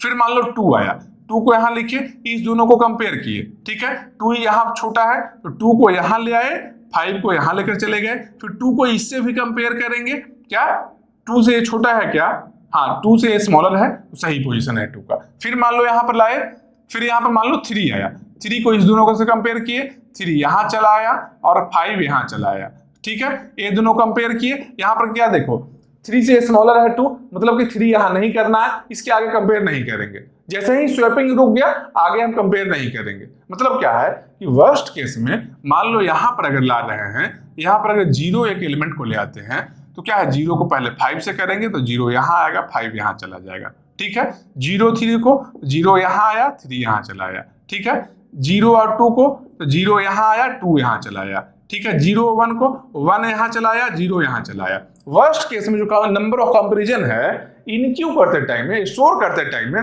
वर्स्ट केस में n टाइम ले रहा है, ठीक है, तो इंसर्शन सॉर्ट का टाइमिंग क्या है, n टाइम ही लगता है, n टाइम ही लगता है, ठीक है, तो वर्स्ट केस में इनक्यू में टाइम कितना लग रहा है, बीगो n टाइम लग रहा है। मतलब कि अगर इनक्यू के टाइम में हम बीगो n टाइम स्पेंड कर देते हैं तो डीक्यू में क्या करना है, डीक्यू में हमको पता है कि पहला एलिमेंट है वही मिनिमम है, उसके बाद में सेकेंड एलिमेंट यहाँ है, थर्ड एलिमेंट थर्ड मिनिमम यहाँ है, फोर्थ मिनिमम यहाँ है। मतलब क्या है, डीक्यू में डायरेक्टली हम लोग फ्रंट को प्लस प्लस करके डायरेक्टली हम डीक्यू कर सकते हैं यहाँ से, ठीक है। मतलब क्या है, डीक्यू में टाइम क्या लगेगा, बीगो 1 टाइम लगेगा, कांस्टेंट टाइम लगेगा। दो तरीका है, या तो पहले हम लोग इनक्यू करते टाइम में अगर टाइम हम दे लेते हैं, डिलीशन आसान हो जाता है, मतलब डीक्यू करना आसान हो जाता है, और इनक्यू अगर हम ब्लाइंडली करते हैं तो डीक्यू में टाइम लगता है, कहीं ना कहीं एक बार टाइम लगना है। जैसे क्या, जो लोग कॉलेज में अभी हो, अगर कॉलेज में पढ़ लोगे तो बाद में नहीं पढ़ना पड़ेगा, अगर कॉलेज में नहीं पढ़ोगे तो बाद में पढ़ना पड़ेगा, कभी ना कभी एक टाइम तो पढ़ना ही है, बस वही चीज यहाँ भी है, ठीक है। अब इसके बाद में एक और क्या है कि यही जो असेंडिंग प्रायोरिटी क्यू है, इसका इंप्लीमेंटेशन मीन हीप की हेल्प से हम कर रहे हैं, इसका इंप्लीमेंटेशन मीन हीप की हेल्प से हम कर रहे हैं। मीन हीप होता क्या है, मीन हीप क्या है, ट्री जैसा ऐसा स्ट्रक्चर होता है, ट्री जैसा ही होता है ना स्ट्रक्चर, क्या है बाइनरी ट्री जैसा कुछ होता है मीन हीप का, और उसमें क्या है कि मिनिमम एलिमेंट जो होगा, जो कहाँ रहेगा, मिनिमम एलिमेंट कहाँ रहेगा, रूट में रहेगा। मतलब कि दोनों चाइल्ड से छोटा है जो यहाँ रहेगा, ये दोनों चाइल्ड से छोटा यहाँ रहेगा, ये दोनों चाइल्ड से छोटा यहाँ रहेगा, सबका स्ट्रक्चर ऐसा ही रहेगा यूनिफॉर्मली। यहाँ पर मीन हीप में इंसर्ट करने का टाइम कितना था, insertion time in mean heap कितना था, हीप में अच्छे से बताया हुआ इंसर्शन टाइम के बारे में, किस तरीके से इंसर्ट करना है। टाइम जो होता है इंसर्शन का, जितना इसका ऐसा लेंथ रहे, जितना इसका लेंथ रहे, समझ रहे हो, तो जितना इसका लेंथ रहे। एक और चीज रहता है कि मीन हीप का मतलब क्या होता है, मीन हीप का मतलब क्या होता है कि ऑलमोस्ट कंप्लीट या कंप्लीट बाइनरी ट्री रहता है, या तो ऑलमोस्ट कंप्लीट रहेगा या तो कंप्लीट रहेगा। मीन हीप में ऐसा स्ट्रक्चर होता है, मतलब क्या कि जो लेंथ जो है, नंबर ऑफ लेवल्स जो है, हाइट है, कितना होता है, लॉग एन होता है हाइट। तो किसी एलिमेंट को अगर हम इंसर्ट कर रहे हैं तो मैक्सिमम ऊपर की ओर कहां तक जा सकता है, रूट तक आ सकता है, मतलब कि लॉग एन टाइम लगेगा। मतलब क्या है, इनक्यू करने का टाइम कितना लगेगा, इनक्यू करने का लॉग एन टाइम लग रहा है, डीक्यू करने का भी लॉग एन टाइम लग रहा है। इनक्यू करो, इंसर्ट करो या यहां से डिलीट करो, दोनों केस में टाइम लॉग एन ही लगना है, ठीक है। आप देखो, सिंपल देखो, अब दिमाग में क्या आ रहा होगा कि मीन हीप से अच्छा तो वही है भाई, मीन हीप से अच्छा क्या, अनसॉर्टेड एरे है क्या, कम से कम इनक्यू में तो कांस्टेंट लग रहा है, डीक्यू में भले ही एन लग रहा है। ये सोच सकते हो, ऐसा दिमाग में आ सकता है खुरफात, ठीक है। यहाँ पर क्या है, सॉर्टेड वाले में भी क्या है, कम से कम इनक्यू अगर यहाँ पर कॉस्टली है तो डीक्यू तो आसान है, लेकिन यहाँ पर मीन हीप में क्या है, दोनों का ही कॉस्ट लॉग एन लग रहा है। तो सिंपल जानो, यहाँ पर टोटल कॉस्ट कितना आ रहा है, टोटल कॉस्ट यहाँ पर कितना है, बीगो एन है, बीगो एन है, यहाँ पर टोटल कॉस्ट कितना है, टोटल कॉस्ट 2 log n है, 2 log n है।